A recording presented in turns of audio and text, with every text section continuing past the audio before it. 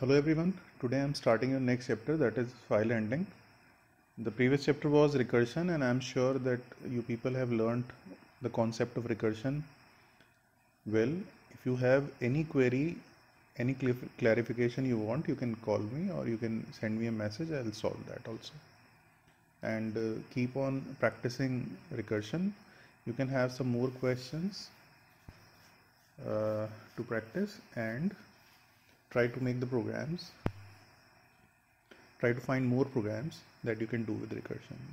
Program you can search yourself, because a particular type of programs can only be done with recursion, so you can find out the programs yourself and try to solve the problems. Okay, so today we are starting the next concept, that is file handling. If I talk about the programming that we have done till date, all the programming we have done was about variables. Now, I'm sure you know that what is a variable. Variable is an entity that holds value for a certain period of time, and the value stored in a variable is not permanent. It's not stored like it does not stored inside the computer for a long time. As you turn off the computer, the value that you are storing with variable will be lost. So variables are used to store value for a shorter period of time. So for any calculations, for any job that we do till this chapter was basically a handling of variables, right? And can you find out a way by which we can store the values that we are providing to computer permanently inside the computer, right? I mean, if I have some value, if I have some number, if I have some text, and I want to store that value in the computer for a longer period of time. So can we go with the variable? Answer is obviously not. We cannot store a value. We cannot store a value for a long time in a computer using variables. Okay. So how can we save values in a computer until we want to retain them inside the computer? Okay. Now let's talk about the same concept in a different scenario. If I want to store some data inside the computer, what is the way to store it? Okay. The answer is we store the data inside the computer in the form of files. If we go to micro level, we can say data is stored in the form of bits and bytes. We are not talking about that thing. We are talking about the practical way in which data is stored inside the computer. So if you're storing something inside the computer, it is stored in the format of a file. So whatever you're storing, basically it is stored in the format of a file. How can we say so? For example, I have to store a song inside the computer. So as you know, it's an MP3 file, right? It's a file that stores the data. If you want to store some movie, again it's a file. It can be AVI file or some more extensions, right? If you want to save our say resume or someone's biodata, then we go for doc file, docx file, that is made in Word or any word editing software. Okay, so all the data which we store inside the computer is basically stored in the format of file. Here in this chapter we are talking about files. Like we have to learn that how can we save a file in a computer, okay, and how can we create it. This we are going to learn in this chapter. Okay, so what is a file? It's an entity that is used to store data inside the computer. This data will be permanently stored inside the computer until you delete it. Okay, so in this chapter we are going to learn how to make files. Okay, earlier we make files using Windows. If you want to make a file, like I want to make a resume, so I go to MS Word, I save a file. But here from Python we'll learn that how can we manage files. Okay, so how can I define a file? So file is an entity that is used to store a data. In Python, a file is considered as a variable.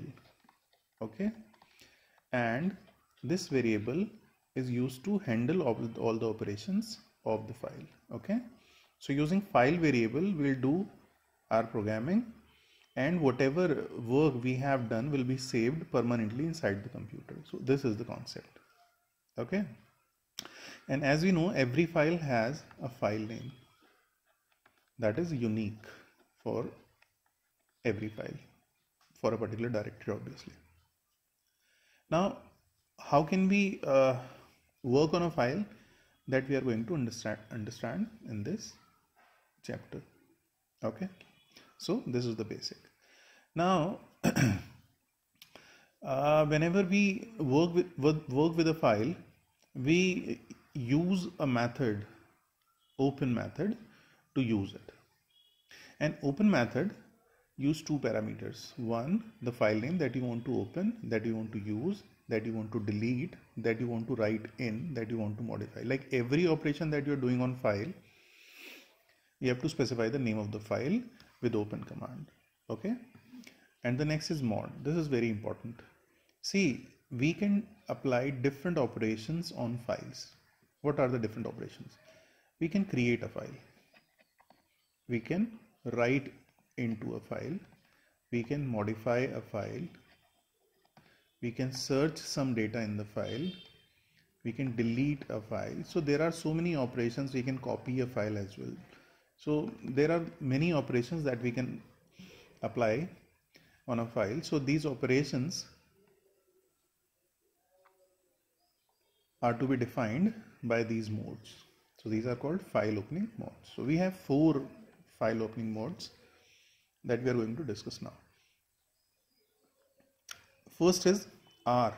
R stands for read.